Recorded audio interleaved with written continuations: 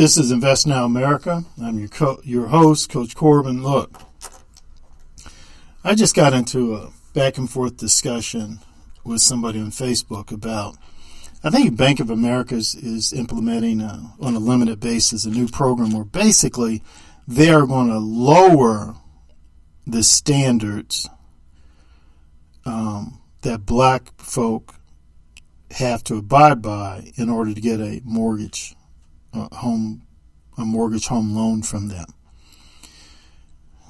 Here, and they, of course, Bank of America and others are saying, hey,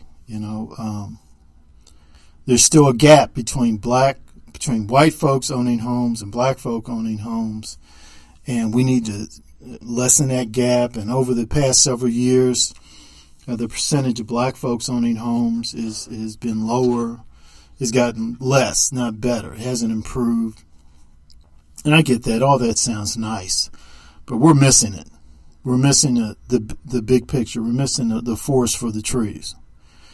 It's not about we need more black folk owning homes because that is where most of people's wealth lies. It's in their home. It's in their home ownership. Look, I'm not opposed to someone buying a home. I'm not opposed to someone not buying a home. I'm not opposed to someone buying a home and then later selling it and going to renting. And I'm not opposed to someone who's been renting for a while and then later decides to rent a home. That's on you. That's your decision. It's between you and your financial planner or planners. I just don't think it's really not a simple question of, I want to become a homeowner so that I can build wealth. And I want to become a homeowner so I can build generational wealth. And so I'm warning black folk, don't think that way. Don't get in their narrow-minded way of thinking. Don't do that, because that doesn't work. Here's where you need to get your thinking. Here's your big picture thinking.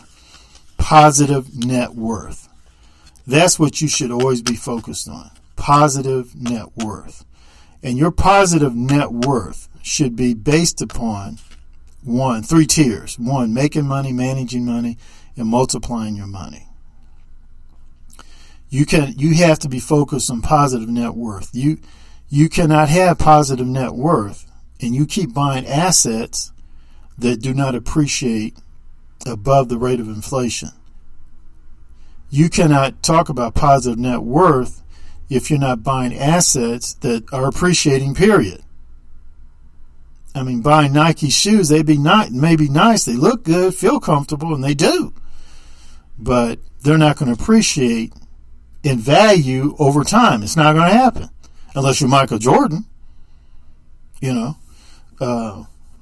Shaq. Shaq puts on a pair of shoes, walks around in them in a few months, and he can put them on the market. He might have bought them tennis shoes for $200. He puts them on the market. People buy them for $500. Why? Because Shaq's big old boats are in them. I'm not putting Shaq down. That's just reality. Shaq knows that. If Shaq was hearing this right now, he'd be laughing because he knows I'm telling the truth. Now, I put on those same shoes. I buy them for $200. I put them on eBay, and people are laughing. Man, please. Are you crazy? Shut up. I'll give you $5. I'll give you $5 to take your post down. That's the difference. But anyway, the point is, buy assets of appreciating value.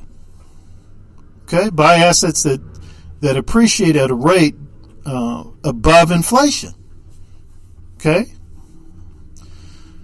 Buy assets, actually an asset is something that you own. You buy, you own it. You're an owner now. Okay? There are other assets other than buying a home. Black folk, listen to me. Your objective is a positive net worth. You don't have to have a positive net worth. You can get a positive net worth without buying a house. You don't have to buy a house to have positive net worth. So let me give you a quick example of positive net worth. Positive net worth is where you own more than you owe. So let's say you are earning $100,000 a month. but you owe liability expenses $105,000 a month. That means every month you're negative $5,000. You're $5,000 in the hole. Let me tell you another way to look at this. Let's say you have a $300,000 home, and then let's say you own some other stuff like a car, clothes, records. So let's say like your assets are like $330,000. Now on the other column, your liabilities, expense, debts. Let's say you still owe $200,000 on the house. And these other items you have that you own, it's not worth that much, on the open market. So here you are, so you got to take what you own and subtract that from what you owe, and that's your net worth.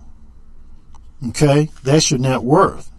And you've got to look. You also have to. The second part, you also have to look at. Hey, on my own side, is there a possibility that some of those assets are going to increase in value? If not, you're in doo-doo trouble. Okay, folks, you want a positive net worth. That's what you want. You don't have to have that all in your house. You can have that in the stock market. You can have $300,000 in stock and be renting out an apartment or renting out a house. Once you leave that apartment, leave that house, you don't owe anything more. But that house, that's a different matter. You can't get out of that. You shouldn't leave if you had $300,000. If you had to borrow $300,000 to buy that house, and let's say, you go to sell for whatever reason, and the most you can get out of it is $250,000, $275,000. Man, you've lost money. Or let's say that $300,000, and maybe you sell it for $310,000. Okay, you came out ahead $10,000. But look, and of course, you're going to have to pay taxes on that. But look, you can take that same $300,000, put it in the stock market. You don't have to worry about this whole selling stuff. I got to put the house on the market and I got to show it to people. No, you have to do all that. And if you bought like dividend-paying stocks, that $300,000 is putting money in your pocket. You put $300,000 of your money in something like Coca-Cola, let me see now, Ford, Apple, all those are paying dividends. Every quarter, they put money in your pocket. That house is not doing that. Point I'm trying to make, there are other assets you can buy. It doesn't have to be a house. Black folk, don't get wrapped up in that thing. It has to be a house. It has to be. No, it doesn't. It's stocks and dividend-paying stocks on top of that. Or you can also buy real estate investment trusts. They're publicly traded. Like look up the ticker symbol O. That's a REIT, real estate investment trust. Go check that out and go check out the dividends they pay on that. You want to get into real estate? That's one way you can do it. You can also buy tax liens. You could have like $10,000 in REITs, through to the stock market, and be renting an apartment, or you can be buying a house.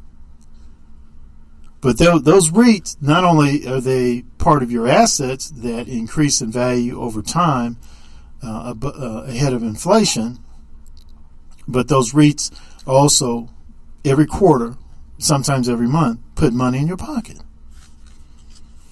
Black folk, just flat out buying a house is not the only way you can build positive net worth. It's not the only way you can own assets, buy and own assets. So get away from that thinking. Bank of America, I'm sure they mean well, but they're not giving you the complete picture. They're not giving all your options there. And I'm saying you need to look at the big picture and look at all your options. Okay, this is it. I'm going to end it here. Hey, like, share, subscribe to my channel, and let's have a discussion about these things I bring up. I'm not trying to come off as Mr. Know-It-All, but I love going back and forth and have intelligent, rational civil discussions with folk. Please, let's do that.